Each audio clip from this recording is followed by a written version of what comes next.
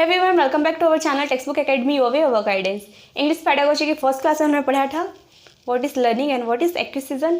उसमें डिफरेंस देखा था और बाकी सब भी देखा था कि क्या ऐसे अफेक्ट करेंगे लर्नर को उसको सीखने के लिए। और आज हम पढ़ेंगे प्रिंसिपल जो कि लर्निंग और एक्विजिशन पर बेस्ड है। तो सबसे पहले हम पढ़ेंगे जीन पियाजे की थ्योरी, जो कि है हमारी कॉग्निटिव डेवलपमेंट, जिसे हम कहते हैं संज्ञानात्मक विकास की थ्योरी। जीन पियाजे का मानना था कि जो बच्चे होते हैं वो एज अ साइंटिस्ट के रूप में सोचते हैं, और जैसा साइंटिस्ट अपना थ्योरी को प्रूव करेंगे या फिर जानेंगे पहचानेंगे जैसा भी, उस हिसाब से वो भी अपना खोज करते हैं। मान लीजिए एक 2 साल का बच्चा है, अगर हम उसे कुछ देंगे तो वो क्या करेगा, सबसे पहले उसे टेस्ट करेगा, वो फील करेगा। तो वो किसी से नकल नहीं करेंगे, वो सीखेंगे अपने आसपास से, खोज करते हैं। तो देखते हैं फर्स्ट जीन पियाजे की थ्योरी।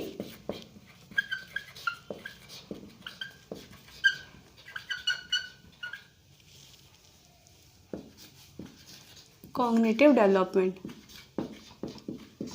संज्ञानात्मक विकास। इसमें बच्चे क्या करते हैं, एसिमिलेशन और स्कीम्स का यूज़ करते हैं। तो पहला इन्होंने जीन पियाजे ने 4 स्टेज बताया था डेवलपमेंट का। तो फर्स्ट है हमारा सेंसरी मोटर।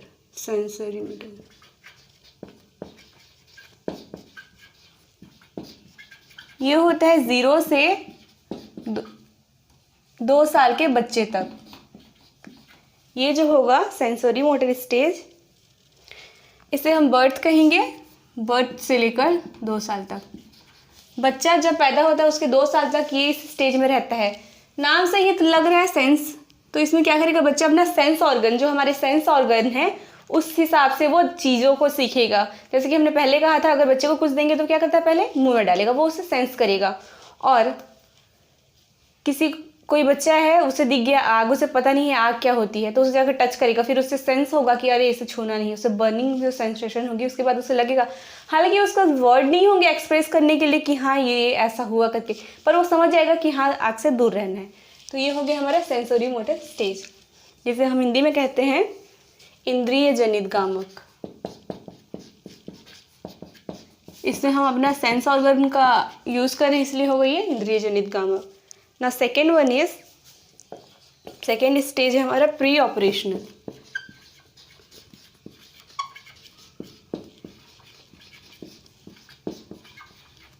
ये स्टेज होगा 2 से 7 ईयर्स के बच्चों के बीच का, जो होगा ये डेवलप।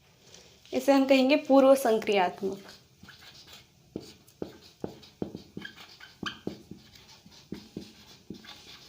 अवश्य प्री ऑपरेशनल स्टेज में जो बच्चे होते हैं क्या करते हैं, बड़ों से नकल करके सीखेंगे। वो बड़ों की नकल करेंगे, सीखेंगे, उससे भाषाईकरण सीखेंगे, वो भाषा सीखते हैं। डिफ्रेंशिएट वर्ड, जो अलग अलग वर्ड्स होते हैं उनमें वो डिफ्रेंशिएट करने लग जाते हैं। जैसे कि पानी क्या है वो जान जाएंगे, पानी और खाना उसमें क्या डिफरेंस है वो समझ जाएंगे। अंडरस्टैंड वर्ड्स समझ जाएंगे, साइंस को समझने लग जाते हैं, और अपने जो उनके जो एक्सपीरियंसेस होते हैं उसको वो लोग इकट्ठा करने लग जाते हैं। Third is concrete operational period stage. इसमें क्या होगा, 7 to 11 ईयर्स। ये जो होगा इस एज ग्रुप के बच्चे होंगे, उनमें क्या डेवलपमेंट पाया जाता है, कॉन्क्रीट ऑपरेशनल डेवलपमेंट। ये क्या होता है, इसमें क्या होता है, तर्क शक्ति बढ़ जाता है, तर्क शक्ति की क्षमता। अगर हम उसे कुछ बताते हैं तो वो गेस कर सकता है या फिर अपना सोच समझ सकता है कि इसमें क्या कहेंगे। काउंटिंग सीखता है, मैथ से रिलेटेड बहुत सारे ऑपरेशंस, मैथ से रिलेटेड जो होंगे वो सीखेगा, लाइक काउंटिंग वगैरह, ये सब। गणित को वो जानने लग जाता है, थिंकिंग लॉजिकल होते जाती है, स्टार्ट थिंकिंग लॉजिकल। तो क्या करेगा बच्चा जो होगा इस एज ग्रुप में, लॉजिकल थिंकर बन जाता है।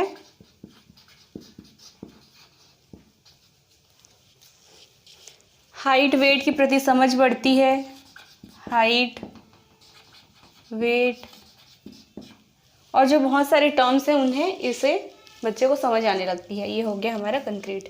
ना fourth one is formal operational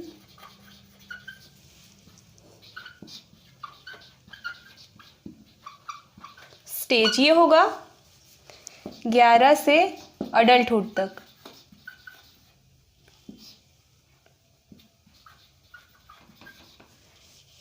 उसके ऑनवर्ड्स मतलब 11 से उसके ज़्यादा ऊपर के बच्चे, इसमें क्या करते हैं बच्चे, एब्स्ट्रैक्ट थॉट होता है इनके पास, एब्स्ट्रैक्ट थॉट्स होती हैं। मोरल थिंकिंग आ जाती है, क्या सही नहीं गलत ये इनके पता चलता है। मोरली ये लोग स्ट्रांग होते हैं। एथिकल वैल्यूज़ पता होती है। सोशली ये लोग सोचते हैं, तो सोशली क्या सही है, पॉलिटिकली उनका व्यू जो है वो बढ़ता जाता है। और जो मेंटल एबिलिटी है वो भी बढ़ते जाएगी। Mental ability,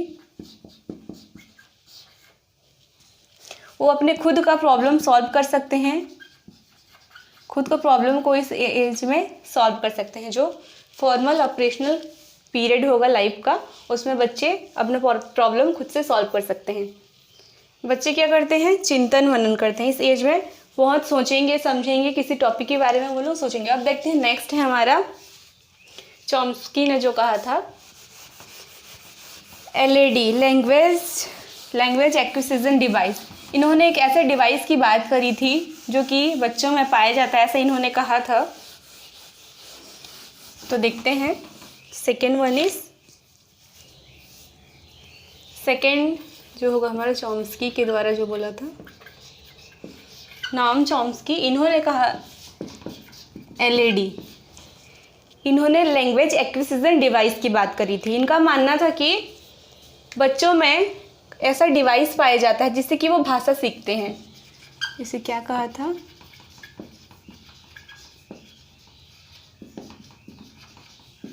device. इनका मानना था किसी भी इंसान में जन्मजात सीखने की कला होती है, मतलब पैदा होते ही उनके पास कुछ कला होती है जिससे कि वो लैंग्वेज सीखते हैं, जिसको इन्होंने कहा था इनेट एबिलिटी।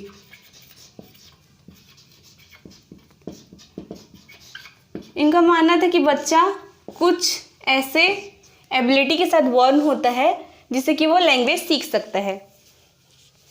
भाषा सीखना बच्चों की नेचुरल नीड होती है, ऐसा कहा था इन्होंने। नेचुरल नीड होगी भाषा सीखना, वो अपना सारा काम भाषा से वो कंप्लीट करेंगे, अपना नीड पूरी होंगी, वो भाषा से अपनी नीड पूरी करेंगे।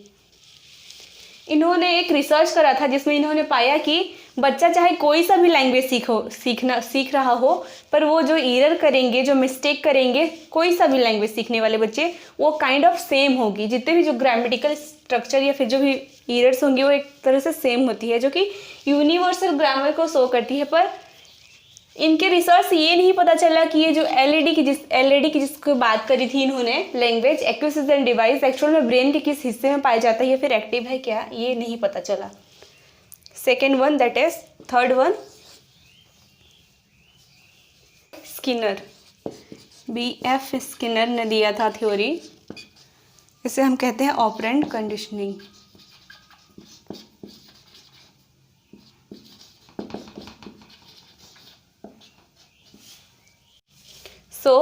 BF स्किनर का मानना था कि बच्चे ऑपरेंट कंडीशनिंग के थ्रू सीखते हैं। बच्चे कैसे सीखेंगे, ऑपरेंट कंडीशनिंग के थ्रू। उन्हें भाषा को यूज़ करने के बदले में इनाम दिया जाता है, तो फिर वो सीखेंगे। फॉर एग्जांपल, जब बच्चे को प्यास लगेगी तो वो क्या कहेगा, ड्रिंक और वाटर, पानी। तो हम क्या करेंगे, रिवॉर्ड के रूप में उसे क्या मिल जाता है, पानी मिल जाता है। तो फिर वो क्या है, ये इनका मानना था कि हम बच्चों को ऑपरेंट कंडीशनिंग के थ्रू भी सिखाते हैं या फिर वो ऐसा सीखते हैं करके। Fourth one is Vygotsky.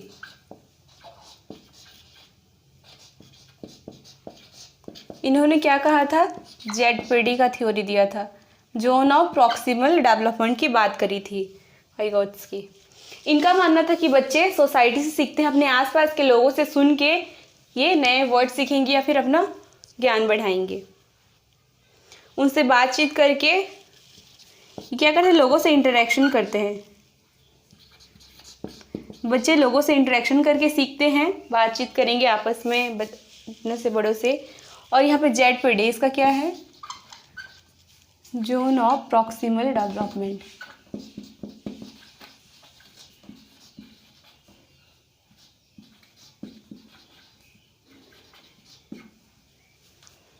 ये है हमारा difference between actual learning and उसकी जो कैपेसिटी है,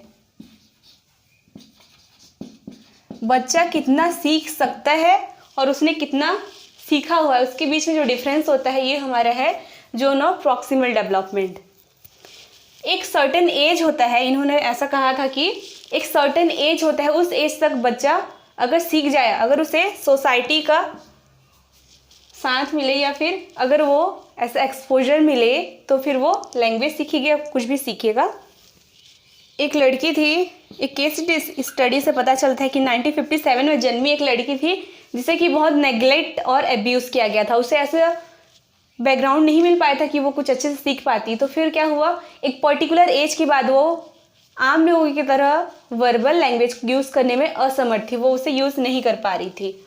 तो क्या था, उसे ऐसा इन्वायरमेंट नहीं मिला था। तो यहाँ पे जो जेड की बात करी थी वो हो गया। अब है हमारा 5th one, Paulo. Classical conditioning की बात करी थी उन्होंने, Pavlov's theory of classical conditioning. 5th one is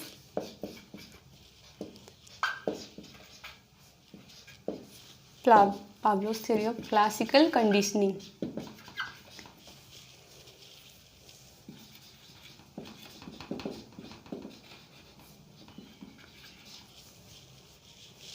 इन्होंने कहा था कि क्लासिकल कंडीशनिंग एक ऐसा टाइप ऑफ लर्निंग है जो कि ऑटोमेटिक होता है स्टिमुलस और रिस्पॉन्स के बीच में।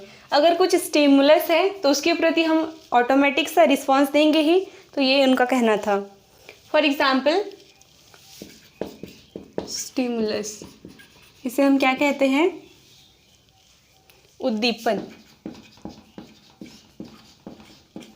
ये क्या है, classical conditioning, relation between stimulus and response. क्या प्रतिक्रिया देंगे, रिस्पॉन्स। तो क्लासिकल कंडीशनिंग है रिलेशन बिटवीन स्टिमुलस और रिस्पॉन्स दोनों के बीच में। इन्होंने एक एक्सपेरिमेंट किया था अपने डॉग्स के ऊपर। जब भी अपने डॉग्स को वो खाना देते थे तो बेल बजाते थे। ऐसा वो रिपीट करते बार बार वो क्या करते, जब भी उन्हें खाना देते थे वो बेल बजाते थे।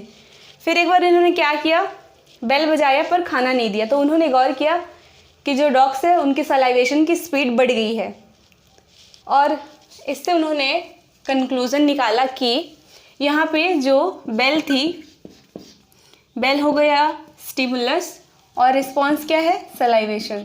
डॉग्स को पता था कि बेल बजी मतलब खाना मिलेगा, और खाना अब उसके बदले में वो लोग क्या रिस्पॉन्स दिखाते थे, उनकी जो सलाइवेशन थी वो स्पीड बढ़ जाती थी। तो यहाँ पे ये हमने देखा कि एक स्टिमुलस हो गया बेल, जैसे ही घंटी की आवाज़ सुनी तो सलाइवेशन बढ़ी। तो ये था हमारा क्लासिकल कंडीशनिंग। आपको CDB की क्लास में ये सारे डिटेल से और मिल जाएंगे, आप देख सकते हैं।